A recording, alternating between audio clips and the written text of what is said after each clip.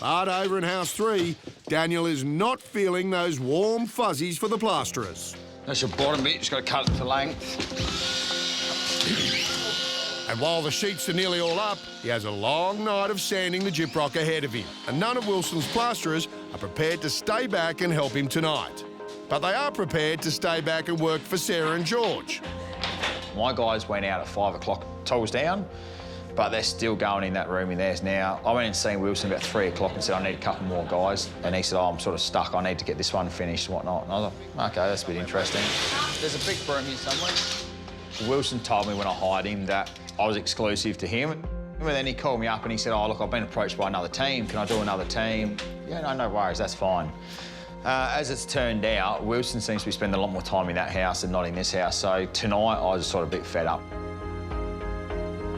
This is a pressure cooker situation for all of us, especially for me, because I've got to manage my budget. I'm paying you good money to do it, and I'm not seeing you in that house.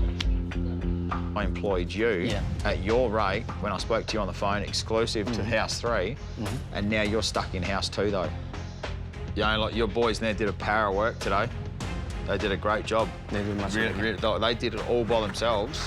And the thing is that you're the one who keeps the drive going for them. They've packed up and gone home now. Do you want to know the truth?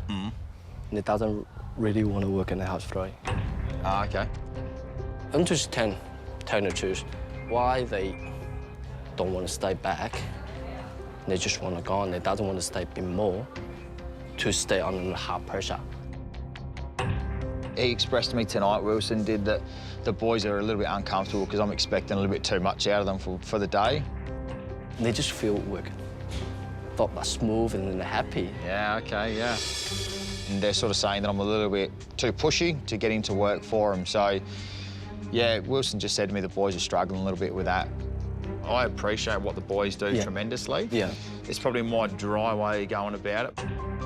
Jay and them don't want to work in my house. It upsets me to feel that I'm putting too much pressure on them. I'm just devo to hear that the boys don't want to work in there because they just, the communication breakdown. What we'll do going forward is we'll get the boys to continue on tomorrow and see how they go, and we'll get the sanding done as soon as possible, whenever that will be. And then we'll go from there and see how everyone's feeling at the end of the week. Yeah, that's right. All right, mate? It's OK, no problem. Thanks, buddy. Easy. No worries, see you in the 8 o'clock. All right, thanks, matey. All right, mate.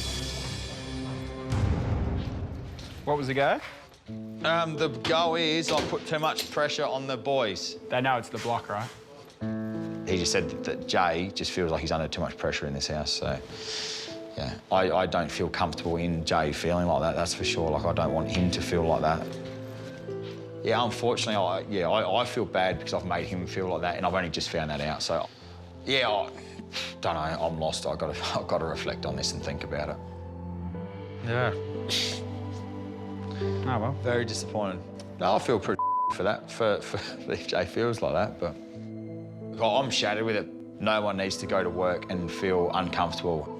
Yeah, I just feel bad that he doesn't feel comfortable. That doesn't sit right with me, so it's just... It's tough.